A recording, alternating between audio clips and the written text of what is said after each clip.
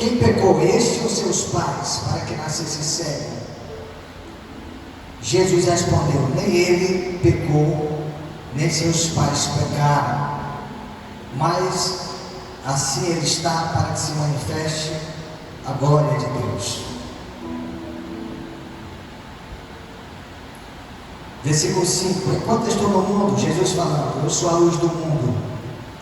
E tendo dito isto, versículo 6, cuspiu na terra, com a saliva fez um lodo, untou os olhos com o lodo do cego, e disse: vai até o tanque de Siloé. Diga Siloé. Tanque de Siloé. E foi, lavou-se e voltou a enxergar. Então as pessoas que eram avizinhadas dele diziam: este não era o cego, aquele que estava sentado e mendigava? Uns diziam: é ele. Outros diziam assim: parece com ele, é parecido com ele. E ele dizia: sou eu. Dizia: pois, como você te abriu os olhos? Até aqui, queridos. Aí o resto da história eu vou contar aqui para vocês, para cortar o tempo. O resto da história é que os líderes religiosos souberam disso aqui. Isso aqui está acontecendo no sábado, que Jesus cura um cego. E os líderes religiosos de Israel têm um problema. Não importa o que aconteça. Eu até preguei isso da última vez. A mulher curvada lá, o homem que era hidrópico. Vocês lembram que eu preguei da última vez? Não, acontece o que acontecer. Pode ser a maior das maravilhas, o maior dos milagres. Foi no sábado, é problema para eles. E aqui não é diferente. Jesus cura um cego de nascença. É um dos milagres mais espetaculares que existem nas Escrituras, irmã Pires, nossa matriarca. E aí diz que o povo ficou naquela loucura, querendo conhecer ele. E aí a liderança religiosa então começa a questionar: você foi curado? Quem foi que me curou? E aí ele diz: olha, eu fui curado por um tal de Jesus. Foi o que ele fez, como é que foi? Ele diz: cuspiu no chão, fez barro, passou nos meus olhos. E eu cheguei ali: eu não pode, eu sou um pecador, porque não guardo o sábado. Isso não pode ter acontecido. Ele chama os pais dele, do cego, ele chama os pais do cego. Os pais do cego dizem assim: olha, não tem idade, pergunta a ele, não tem nada a ver com isso não. Pergunta para ele. E essa é a história do capítulo 9. E o que é que nós podemos aprender nessa história aqui, querido? Nessa história toda, eu queria trazer uma mensagem. 7:25, eu quero trazer uma mensagem. E o tópico, o tema, na verdade, dessa mensagem é justamente o foco da nossa compreensão, da nossa visão, das nossas percepções do mundo. E por que eu acho importante falar sobre isso? Porque no mundo real de pessoas maduras, de pessoas adultas, a forma como nós enxergamos as coisas à nossa volta é que vai definir quem somos, e mais do que isso, vai definir o nosso futuro. Você é quem você é justamente porque você é reflexo da forma como você enxerga o mundo. E o mais complicado disso, o que você vai ser no futuro vai definir também, vai ser resultado de como você enxerga as coisas hoje.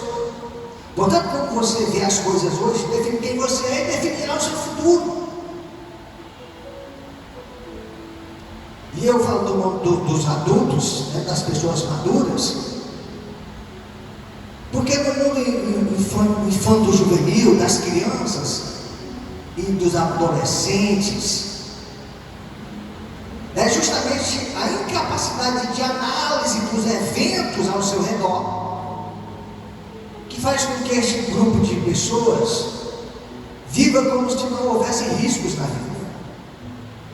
Eu vou explicar. Crianças e adolescentes, nem todos evidentemente, vivem a vida de forma muito arriscada. E vivem a vida de forma muito arriscada porque não tem essa visão ajustada de mundo. O foco da visão dela do mundo é distorcido. Ela ainda não tem uma visão clara da realidade, dos fatos, dos eventos que estão acontecendo ao seu lado. Os irmãos compreendem o que eu estou falando? É por isso que quando a gente está com criança, quando menor ela for, e a gente não deixa ela atravessar uma avenida sozinha, porque ela ainda não compreende que existem regras de trânsito, que a pista é liberada para carro, que existe local para os pedestres passar. Ela não tem essa compreensão, e a gente segura na mão dela firme. Ela sequer olha para um lado e para o outro. Mas nós, é por isso que eu disse que no mundo dos adultos, nós precisamos enxergar as coisas com clareza.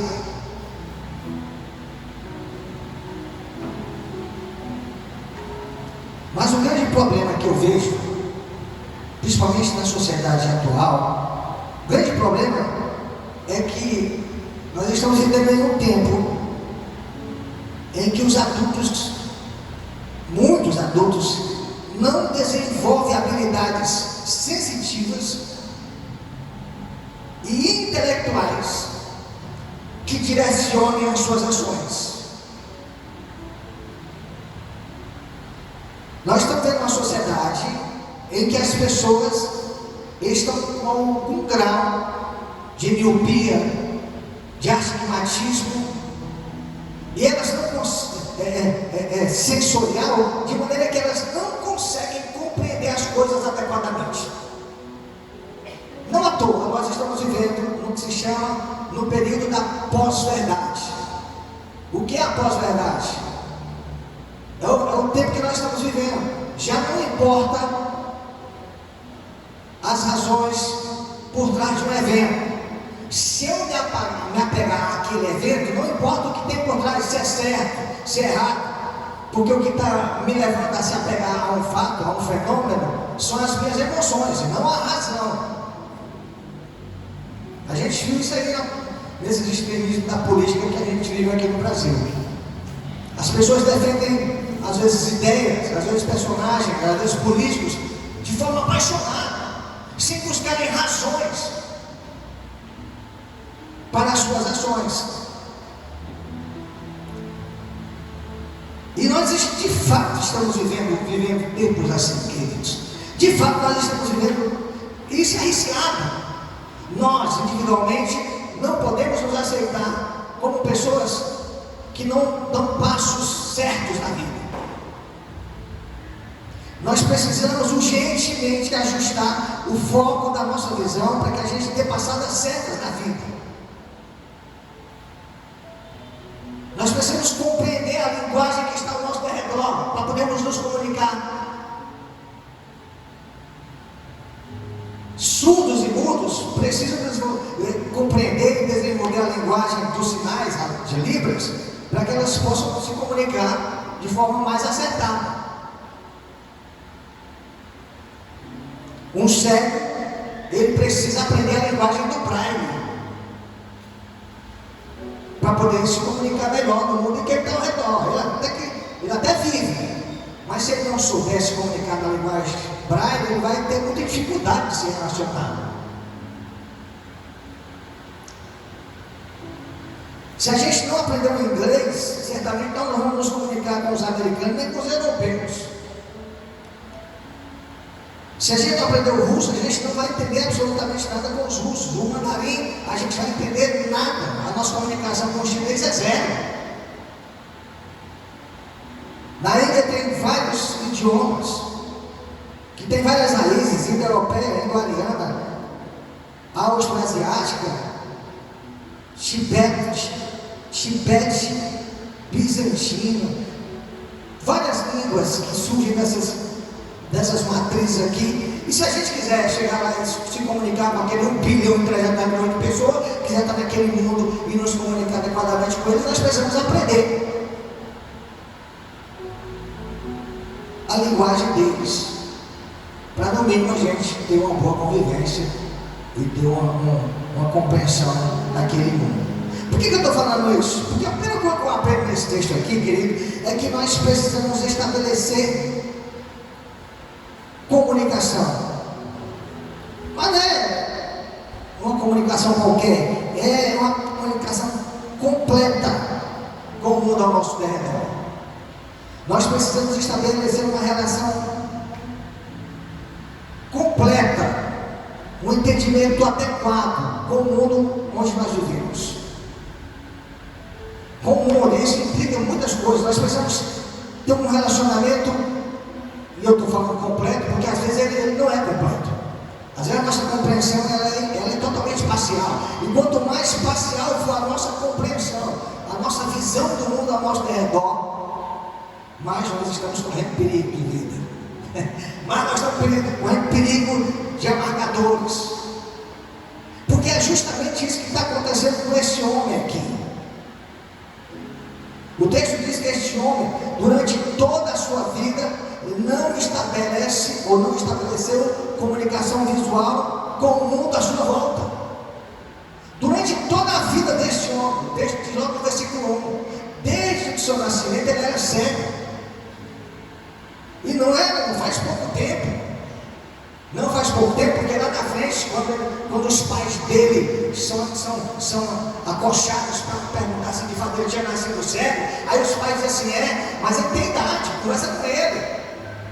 Não é mais um bebê, não é mais uma criança, não é mais um adolescente, já está, fala com ele lá. Ou seja, nós não temos estamos certos com relação à sua idade, mas não é uma criança. Por anos, esse homem vive com uma comunicação totalmente parcial com o mundo que o cerca. E é parcial por quê? Porque ele não enxerga. Simples assim. E o fato de ter essa comunicação parcial com o mundo que o cercava, me faz ver duas coisas claramente na vida deste homem. Me faz deduzir duas coisas claramente na vida deste homem que acontece, diga-se de passagem, na vida de qualquer pessoa que tem uma visão parcial de mundo, do mundo que lhe cerca. Compreende, Francisco? É por isso que Jesus dizia em alto e bom som: quem tem ouvidos para ouvir, ouça. E dizia de um grupo de pessoas: eles têm olhos, mas não veem. É por isso que quando a Bíblia diz que Paulo se converte, diz que caiu como uma escama nos seus olhos. Por quê? Porque há uma certa impossibilidade de enxergarmos a vida. Quando a gente está nessa condição de enxergar de forma adequada os fatos que estão ao nosso redor. Quando a gente está nessa condição, a gente corre sérios riscos. Neste homem, eu fico a imaginar, queridos. Claro que a gente jamais vai sentir a dor de uma pessoa que é cega de nascença. A gente diz assim, um cego de nascença deve ser como alguém que vive com o olho fechado. E não é, porque a gente consegue imaginar que o escuro é quando a gente está com ausência de luz, mas o cego nunca viu luz.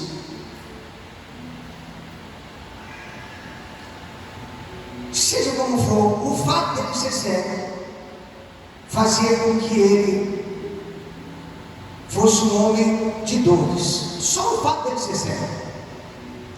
Por quê? Porque ele até ouvia as coisas, ouvia as pessoas. Ele ouvia, irmã Esther, o canto dos pássaros. Mas ele não viu o pássaro cantando. Ele ouvia o latido do cachorro. Ele ouvia o mugido do camelo, do cavalo. Ele ouvia as pessoas falarem das maravilhas, das belezas daquele tempo, das palmeiras de Jericó, que eu digo o cego de Jericó, que Jericó era uma cidade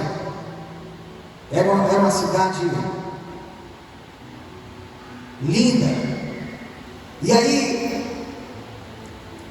ele sente, ele consegue sentir as coisas, ele tem tato, ele tem audição, ele sente até o gosto das coisas, ele sente o cheiro das coisas, ele sente o cheiro da flor, mas ele não consegue visualizar a beleza da flor que emite um cheiro tão gostoso para ele. Portanto, nós podemos afirmar com certa segurança que o fato deste homem não poder ver, o simples fato dele ser cego, lhe causava dores. Os irmãos compreendem?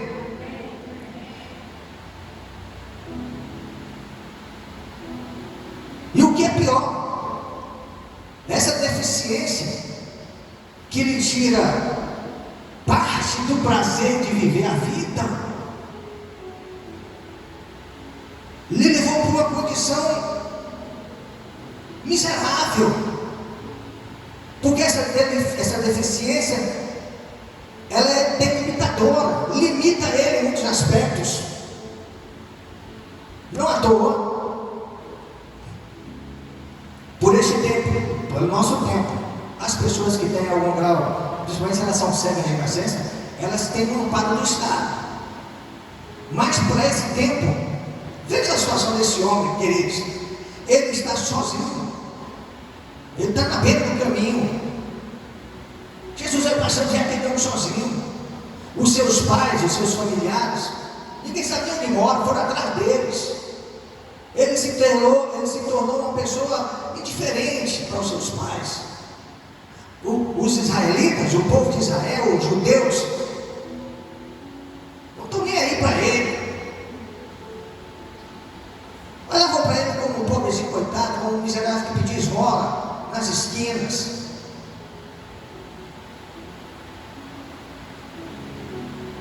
O entendimento daquele povo, inclusive do discípulo de Jesus, é que ele era daquele jeito porque ele merecia ser. Esse cara cego assim porque ele pecou, ele fez merecer. Essa é a situação desse homem. Então veja que a cegueira lhe coloca numa situação muito desconfortável, mais do que desconfortável, que lhe traz dores. Ele se torna, é uma situação delimitadora, a ponto de ele se tornar um esmoléu, pedir esmola. Porque os seus familiares aparentemente não lhe dão muita atenção, ele não tem muitos amigos, e para sobreviver ele pede esmolas. E é justamente isso que a deficiência física deste homem, a incapacidade de enxergar neste homem fazia, tornava ele homem infeliz e incapaz. E é por isso que eu estou querendo trazer para os irmãos a reflexão de que nós precisamos ajustar o foco da nossa visão. Tem gente que está justamente na condição deste homem, em algumas áreas da sua vida, não consegue enxergar absolutamente nada do que está acontecendo nessa área.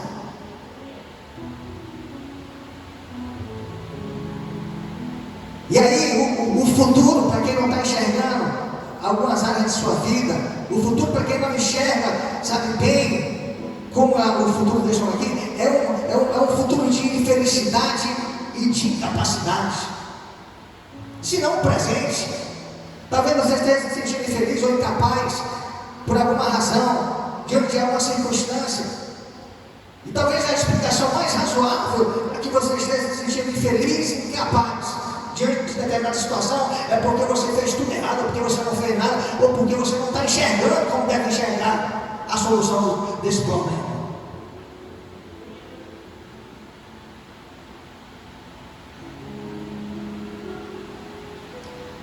Mas eu quero trazer uma notícia boa para você, queridos. Alguém que está se sentindo infeliz e incapaz, mesmo que seja, sabe, resultados. Porque o que os discípulos fazem é questionar os resultados, as causas pelas quais ele está sofrendo. Não importa. Jesus disse para os discípulos: não importa a causa. Os discípulos estão querendo saber qual é a causa. Quem foi que pecou para que esse homem nascesse assim? Foi eu ou foram seus pais? Jesus pôs essa aceitável. Por quê? Porque não interessa as causas que fez com que esse homem estivesse sofrendo, se sentindo incapaz, a ponto de ser um pedinte no meio da rua. E eu quero dizer que também não importa, sabe? O que causou a dor, o sofrimento e essa sensação de incapacidade que você sente diante de algumas áreas da sua vida. Não importa o que te levou para isso. Na vida deste homem, para os discípulos, ele estava colhendo o que tinha plantado. Para os religiosos, era consequência do seu pecado. Para os judeus, na verdade, eram façantes, porque se você olhar no versículo 18, os judeus dizem o seguinte: é mentira, esse homem era cego. É como se alguém chegasse e dissesse assim: esse homem não sofre coisa nenhuma, essa tua dor é coisa nenhuma, sabe, esse teu sentimentozinho não significa nada, isso é mentira tua, tu não tem razão para isso não. Para os seus familiares, era indiferente a dor dele.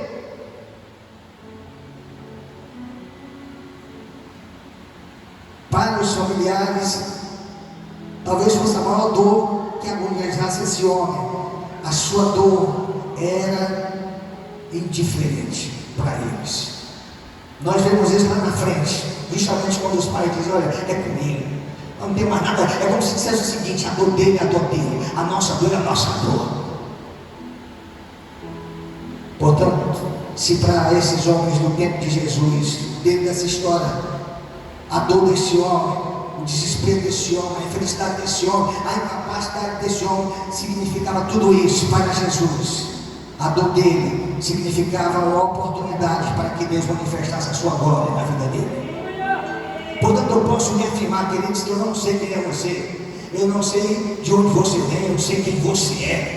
Eu só posso te afirmar uma coisa: se você está vivendo dores, se você está largando dores, se sentindo incapaz em determinada área da sua vida, eu não quero nem saber o que foi que te causou isso, sabe? Eu não quero nem saber qual foi as coisas que te trouxe para esse canto de dor. Eu só tenho para te dizer uma coisa: Jesus pode transformar essa situação, sabe, em glória de Deus. Jesus pode transformar esse momento, sabe, essa situação que você está vivendo, em material para glorificar o seu nome, exaltar o seu nome.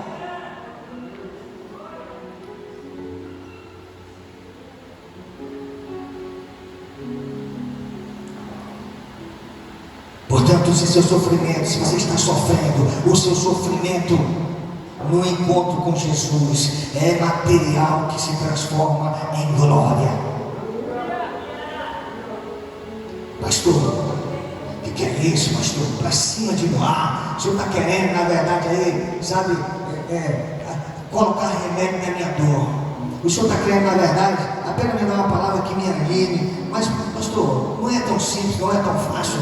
Não é tão simples, não é tão fácil, mas é profético, é real, se você crer. Porque quando Marta e Maria estavam com seu irmão à beira da morte, era uma dor. A dor dele era a dor da enfermidade. A dor de Marta e Maria era a dor que elas estavam sentindo pela enfermidade do seu irmão que estava moribundo, prestes a morrer. Aí, sabe o que elas fazem? Elas mandam os seus criados irem até Jesus. E quando elas chegam lá em Jesus, os criados de Marta e Maria chegam lá em Jesus e dizem o seguinte: olha, Jesus, Marta e Maria, que são tuas amigas, são íntimas tuas, sabe? E teu amigo Lázaro está para morrer, o senhor precisa ir lá. E aí Jesus diz o seguinte: olha, deixa eu dizer uma coisa para vocês, vai lá e diga para ela que essa enfermidade, que essa dor, que essa angústia não é para a morte, mas é para que se manifeste a glória de Deus.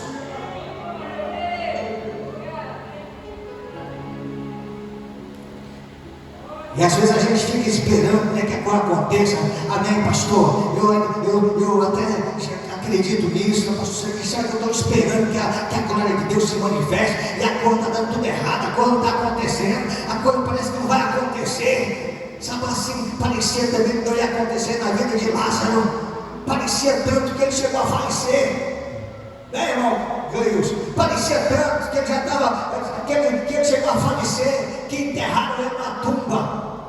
Mas Jesus vai até Marta, vai até Maria, e se você crer, você vai ver a glória de Deus. E a mesma coisa que eu digo para você nessa noite: eu não sei qual é a razão da tua dor, eu não sei o que causou a tua dor, eu só sei de uma coisa: que se nós crermos nas nossas dores, se nós crermos diante das nossas impotências, sabe? Se nós tivermos em alguma situação que tem nos delimitado, nos deixado como esse homem, se nós continuarmos crendo, nós veremos a glória de Deus, porque a palavra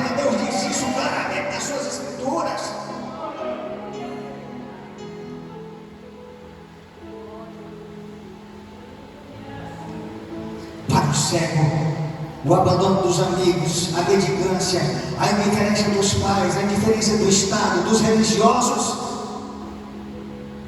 causou dores naquele homem, causava impotência naquele homem.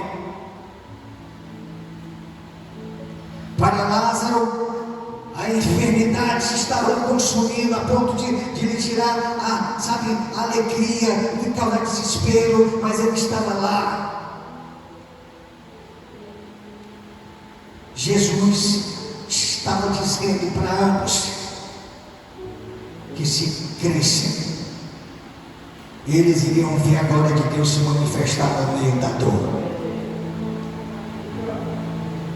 Seja lá o que for, querido, que esteja causando cegueira aí com isto, sofrimento e incapacidade, nós precisamos entender de uma vez por todas que Jesus pode transformar isto em glória de Deus.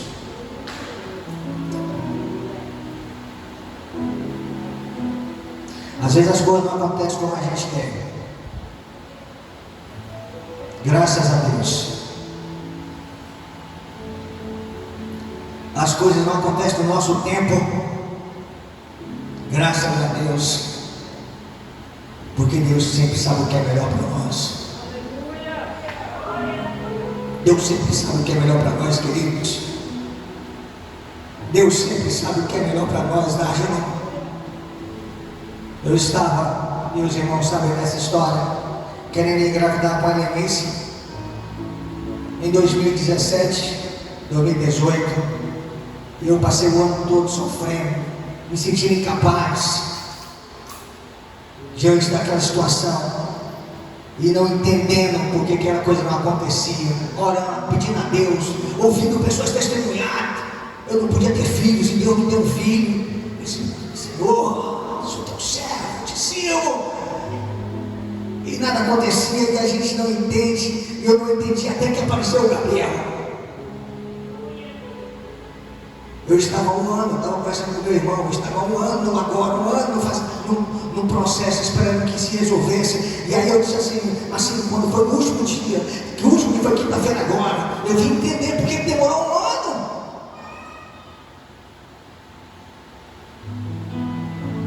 O meu irmão está aqui, 10 anos expulso da polícia militar, injustamente, queridos. 10 anos tentando voltar, dizendo, mostrando por A mais B, que foi errado, foi injusto aqui, sabe, a acusação foi indevida, não nos ouviram, não teve um contraditório, não fizeram o processo certo. Se eu tivesse feito, eu não ficava calado, mas tudo errado. 10 anos depois, aquele dia a gente não sabe por que razão, somente 10 anos depois, quinta-feira agora, Deus restituiu ele para a glória de Deus. Ele vai voltar para a polícia militar. Sabe por quê? Porque Deus é fiel.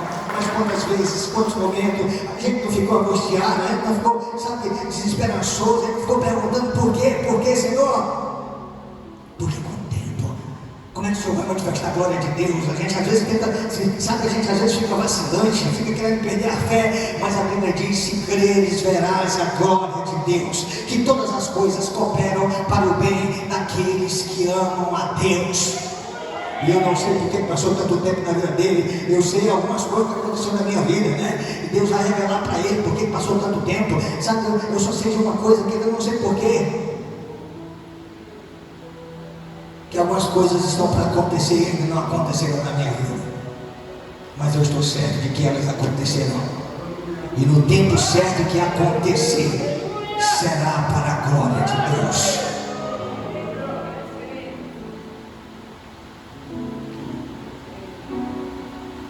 Para isso, querido, para que Deus transforme a nossa dor em glória, para que Deus transforme a nossa incapacidade, para que Deus transforme, sabe, a nossa infelicidade, sabe, um instrumento de glória, um instrumento de bênção sobre as nossas vidas, nós precisamos primeiro ser humildes.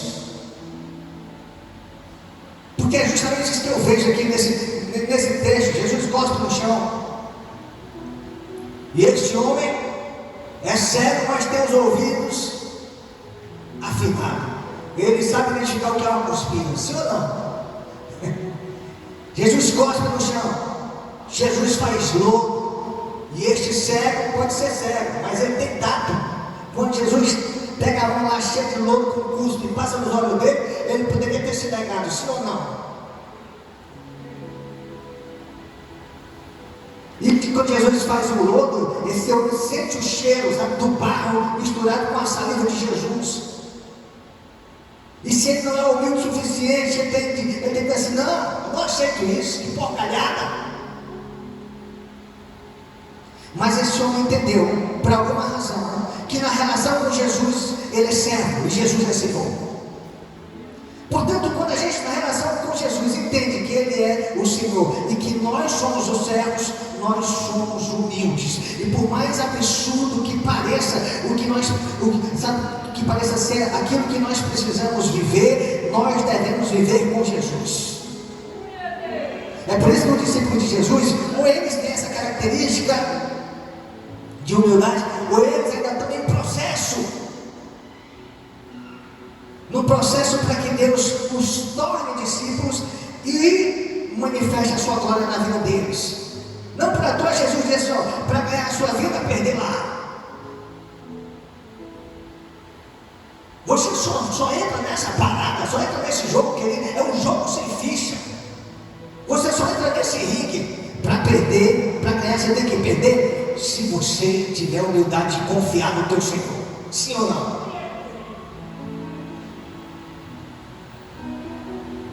Quem quiser me seguir, tome a sua cruz.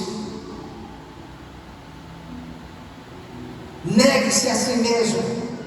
E entre no caminho estreito. Que loucura é essa, queridos?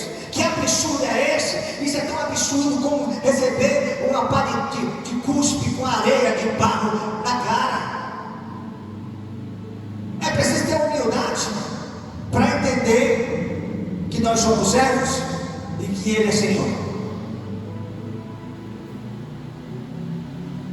E é para este discípulo, é para a gente que tem humildade, e é para a gente que na relação com Jesus tem humildade, que Jesus disse: esses sinais seguirão os que creem, em meu nome, expulsarão demônios, ora nós somos enfermos, se pegarem alguma serpente, dando alguma elas causarão. É sobre estes que vivem como discípulos, na condição de humildade, que Deus manifesta o seu poder. Não à toa a Bíblia diz que dá 6 coisas que Deus abomina, que Deus não gosta, 7 ela abomina, que são olhos altivos, gente arrogante, presunçosa, dona da verdade. E nós precisamos entender de uma vez por todas que nós somos servos. E uma vez o Senhor nos falando para agir e para fazer o que Ele diz, que exploda as nossas vontades.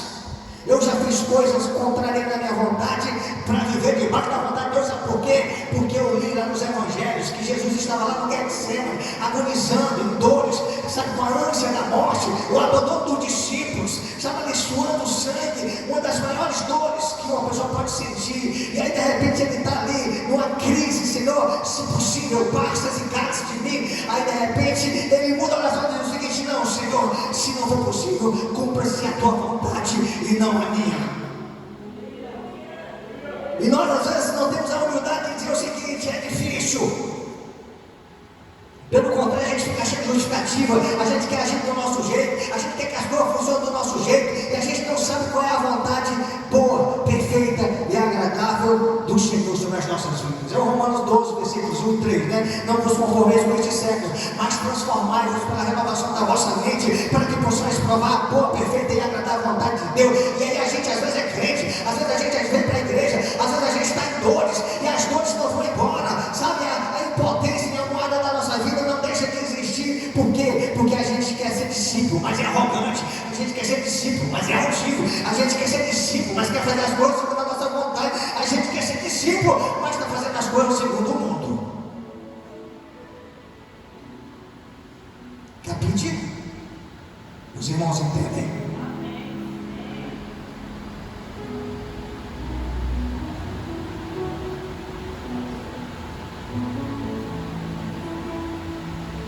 Pode ser loucura, queridos, E quem é humilde vive inclusive a loucura do Evangelho. A palavra de Deus pode ser loucura, mas se você se coloca na condição de servo, e servo é gente que é humilde, sabe? Se você se coloca nessa condição, capítulo 1 de 1 Coríntios, versículos 18 a 25, diz o seguinte: porque a loucura de Deus é mais sábia do que a sabedoria dos homens, e a fraqueza de Deus é mais forte do que a fortaleza dos homens. Para que maior loucura do que a de Abraão, queridos, que sai da sua terra, um lugar confortável, para ir para o meio do deserto? Para que maior loucura do que a de José, queridos, que sonha no meio, sabe, da prisão, dentro da prisão, segura e sustenta os seus sonhos de que Deus o honrará? Para que maior loucura do que a de Moisés, que decide liderar um povo, sabe, um povo sem armas pelo deserto? Para que maior loucura do que a de Jó, que decide louvar a Deus, sabe, mesmo no meio das suas piores tribulações? Para que maior loucura do que a de Davi, que crê em Deus, que Deus levará ao trono, sabe, mesmo quando ele tem a possibilidade de tomar, sabe, de tomar o trono pela força da espada, e ele se recusa, porque ele sabe que quem vai honrar ele é Deus. Para que maior loucura do que a de Sadraque, Mesaque, Abednego, que não se curvam diante de um ídolo, sabe, simplesmente porque eles são servos de Deus? Porque é maior loucura do que Daniel, do que Abacuque, que mesmo faltando as coisas, olha para a despensa e não tem nada, e ele diz: mesmo que falte o fruto na videira, mesmo que não tenha, sabe, gado no curral, eu contudo te louvarei, eu contudo te louvarei. É a loucura, sabe, é a loucura do Evangelho, é a loucura que é resultado da humildade, e é a humildade, sabe, que Deus espera que nós tenhamos com Ele, porque quando a gente tem essa relação com Jesus de humildade, a gente se torna meio que louco, meio que maluco. Por quê? Porque a gente é humilde o suficiente para obedecer, a gente é humilde o suficiente, sabe, para reconhecer que quem é Senhor é Deus e não nós.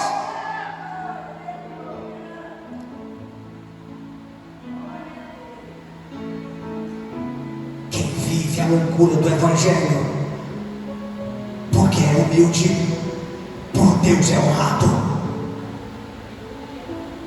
Eu vou repetir, eu quero que você leve pelo menos isso no seu coração. Quem vive a loucura do Evangelho, porque é humilde. Se você se recusa a viver, sabe, a loucura do Evangelho, a loucura de perdoar, a loucura de se congregar, a loucura, sabe, de ajudar os irmãos, a loucura de amar o próximo, a loucura de investir no reino, a loucura, sabe, queridos, de se desgastar no reino, a loucura de cuidar uns dos outros, a loucura de perdoar uns aos outros. Se você se nega a tudo isso, é porque você, de alguma maneira, não é humilde o suficiente para viver essas coisas. Mas eu estou dizendo que quem vive a loucura de Deus, porque é humilde, por Deus é honrado.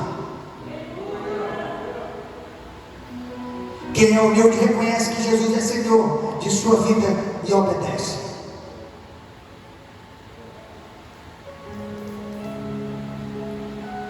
E é justamente isso que acontece. Este servo aceita toda a dinâmica da relação com Jesus. Mais do que isso, versículo 6, olha aqui, estou encerrando. Versículo 6: tendo dito isto, Jesus cuspiu na terra, fez saliva, fez lodo, untou os olhos do céu, e ele aceita passivamente. Ele aceita passivamente. Ele aceita toda essa dinâmica. Por quê? Porque nós somos servos.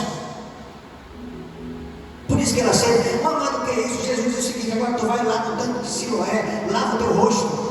E ele vai no tanque de Siloé e lava o seu rosto. Ele não obedece a Jesus, porque quem é humilde obedece.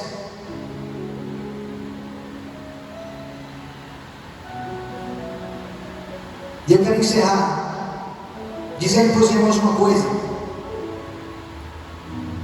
Lá em Marcos capítulo 8, versículo 22 a 38, Marcos 8, versículo 22 a 38, Jesus está curando um outro cego. Na cidade de Betsaida tem um cego lá, outro cego. Jesus vai passando, vê esse homem, e pode ler lá depois, se Jesus faz esse teatro aqui que parece estranho, de cuspir no chão, fazer lodo, parece imundo para a gente. É porque você não viu o que ele fez com esse cego. Porque o texto diz que Jesus simplesmente cospe na cara dele e impõe as mãos sobre a cabeça do cego de Betsaida, no versículo 23, e diz assim: o que você vê? Aí aquele cego diz assim: eu vejo o homem como árvores. Eu vejo o homem como árvores. Veja, é alguém que está na mesma condição, está numa relação com Jesus, está tendo contato com Jesus, está cego, só são situações diferentes, o processo é diferente. Sabe o que significa com isso? Significa que Jesus trabalha nas pessoas de forma diferente. Naquele outro cego foi um milagre espetacular. Nós nem sabemos se esse cego aqui de Marcos é cego de nascença. Nós só sabemos que ele é cego e que Jesus também o cura. Mas Jesus cura em duas etapas. Na primeira etapa, Jesus corta com seus olhos e põe as mãos. E ele diz o seguinte: eu vejo, mas eu vejo as coisas como eu vejo homens como árvores. Aí Jesus impõe de novo as mãos sobre ele pela segunda vez, impõe só as mãos na segunda vez, ora e diz assim: e agora? Ele disse: agora eu vejo claramente. Sabe o que significa isso, queridos? Que tem gente que está dentro da igreja, que tem gente que se relaciona com Jesus, gente que vem para o templo, gente que está no meio dos irmãos, gente que está perto de Jesus, que gosta de Jesus, que é tocado por Jesus muitas vezes, que se emociona no louvor, mas que ainda não enxerga claramente. E essa é a razão porque tem muita gente dentro das igrejas dando mau testemunho por aí, porque um crente que vê claramente, que vê com os olhos do Espírito, sabe que ele dá testemunho por onde ele vai, ele é bênção onde ele vai, sabe, ele é uma pessoa honrada, ele é um homem direito, ele é um homem digno. Tem gente que passa anos na igreja, sabe, ainda está vendo o homem como árvores. E eu queria chamar o grupo de louvor aqui. Nós vamos louvar a Deus. Nós vamos louvar a Deus. Eu queria que você ficasse de pé.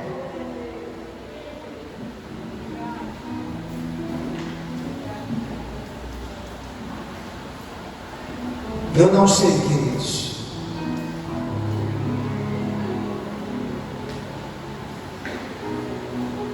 Eu não sei por onde você tem andado. Eu não sei quem é você. Eu não sei como é que você enxerga o mundo.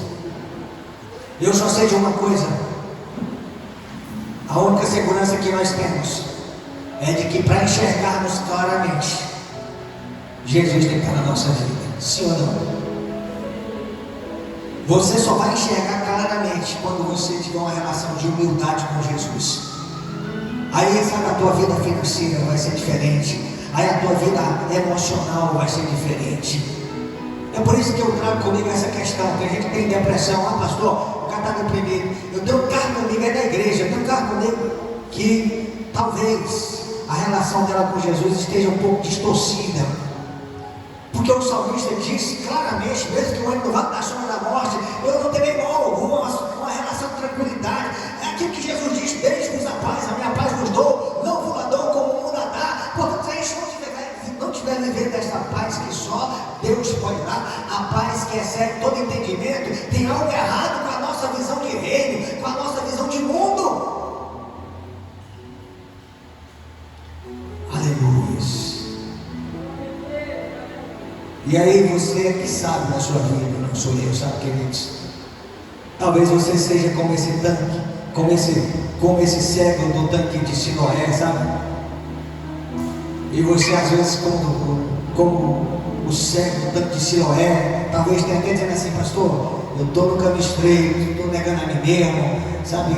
Mas é por aí, queridos. Esse é o Evangelho, esse é o Evangelho do Reino, esse é o Evangelho esperado por Jesus. Sabe o que acontece? É difícil, não é fácil. Sabe, o Evangelho, sabe, de você às vezes, sabe, esperar até o último momento, não é fácil, mas ele é recompensador. A Letícia falou uma pregação da família mês passado, e eu gravei. Ela fala assim, quando os processos na nossa vida, quando eles são de satisfação, os processos, quando a gente vive a vida só de satisfação, sabe, o resultado é doloroso. Quando o processo é só satisfação, o resultado é doloroso. Mas quando no processo, na caminhada, tem sofrimento, quando no processo tem dores, o resultado é alegria, é satisfação. Sabe por que a gente vai colher bons frutos aqui? Sabe por que a gente vai colher aqui frutos maravilhosos? Porque o processo é muito doloroso, querido. Porque para a gente ter chegado até aqui como igreja foi muito doloroso. Sabe, Deus vai fazer maravilhas no nosso meio. Sabe por que a promessa dele? Porque aquilo que a gente planta, a gente colhe. A Bíblia diz, tudo aquilo que o homem semear, isso ele fará. Então nós estamos semeando segundo a palavra de Deus. Nós estamos semeando, sabe, confiando em Jesus, Ele como o Senhor das nossas vidas. E não tem como dar errado. Não tem como a nossa incapacidade não ser revertida. Não tem como as nossas dores não ser transformadas em alegria. Por quê? Porque é Jesus que faz nova todas as coisas. Porque nós sabemos em quem temos crido e estamos certos que por fim Ele se levantará. Vamos louvar a Deus. Vamos louvar a Deus. Vamos louvar a Deus. Aleluias. Aleluias.